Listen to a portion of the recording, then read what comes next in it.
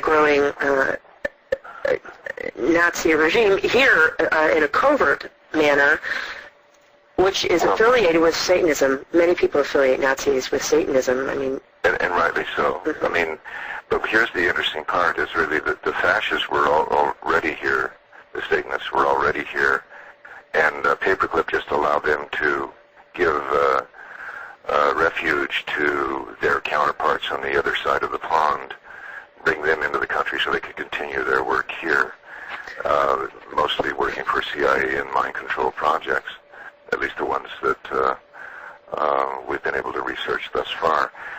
But you take the Bush family early on, they and many of the other large corporations, I would be hesitant to name some of the others, but the banking system that the Bush Harriman folks were involved in were actually found guilty of trading with the enemy.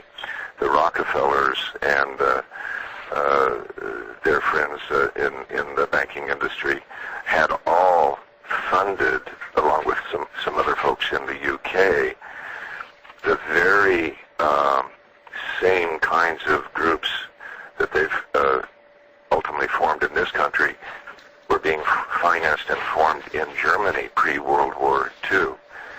And we're talking two different sets of parallels. One parallel is the Skull and Bones, which is, the organization that's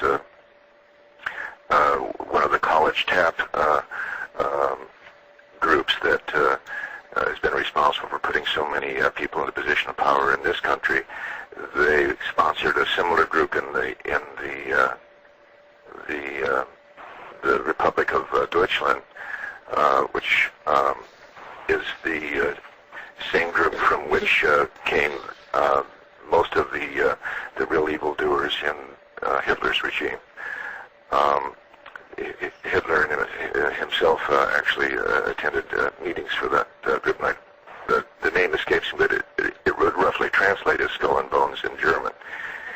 Then simultaneously, research organizations were set up both in this country and in Germany, delving into political control technology, and it was from there that Dr. Mengele got his power base. So we have everything that's in place in both sides of the war. It's just that one side lost the war, and then the other side rescued its counterparts. So Paperclip wasn't instrumental, but it was certainly symptomatic. A lot of people say that World War II really never ended because of this infiltration into our government.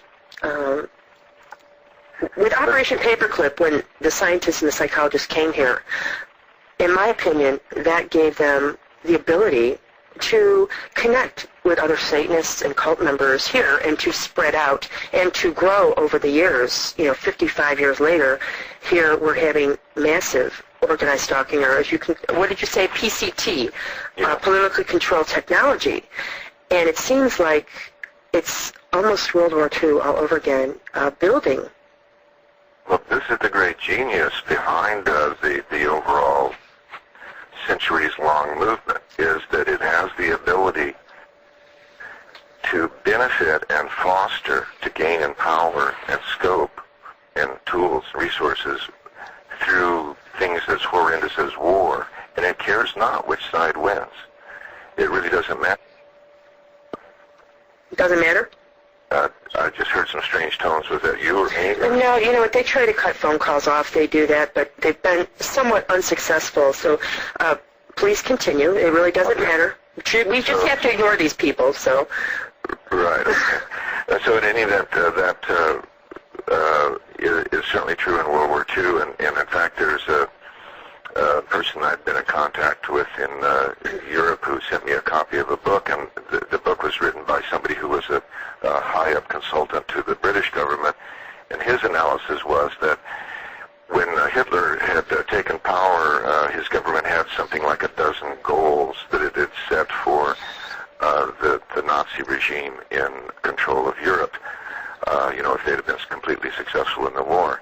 And since the war has ended, 11 of the 12 goals have been met and found true in the European Union. And so, in a way, you're absolutely right.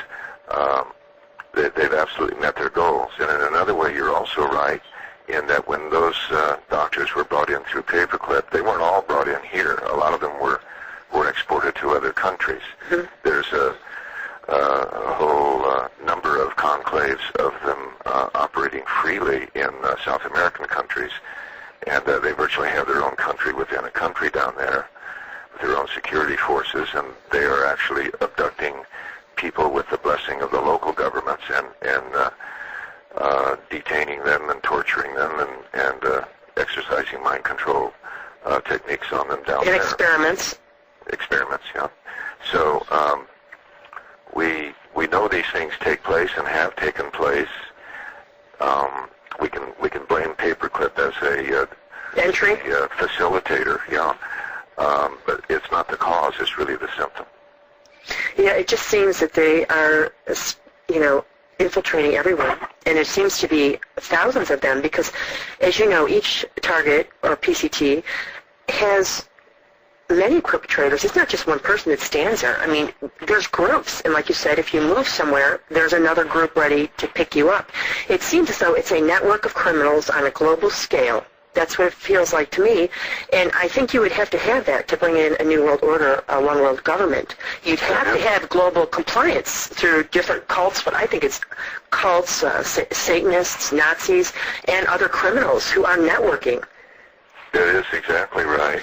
There's a little more to it, though, I think, and it's rather interesting. I mean, usually you talk to somebody who's, let's say, a studied person, a learned person, maybe especially if they're in the legal system or law enforcement.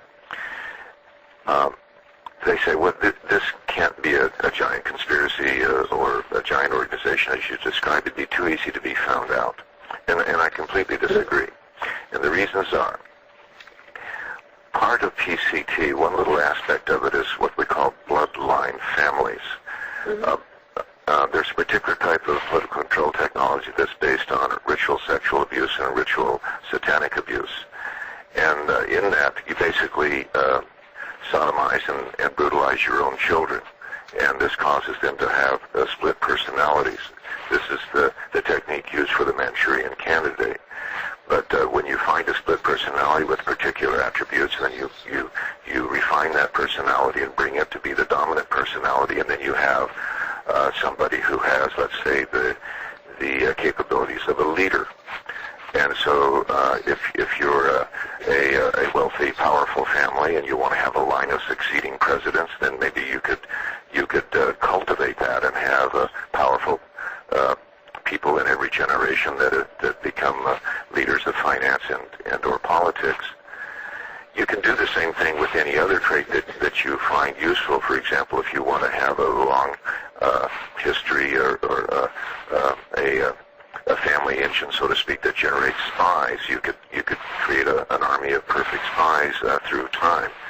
You can do the same thing with people who would be very good at executing political control technology on selective targets. And by that definition, we come to answering the question finally, and that is, if you have somebody who's been cultivated from the beginning to do that, they know how to do it and get away with it and not be caught or detected. And in point of fact, I believe they probably don't even necessarily know they are doing it. So if they are caught, they can't reveal anything. They'll be just as dumbfounded as anyone else. Is that because of the split personality? Because of that, right? There'll be little triggers that'll cause them to, if we take a look at Lee Harvey Oswald, for example, when he shot Robert, I'm sorry, not Lee Harvey Oswald. My mind does this from me from time to time. Are you talking about Sirhan? The pains of getting old. The one who killed Robert Kennedy.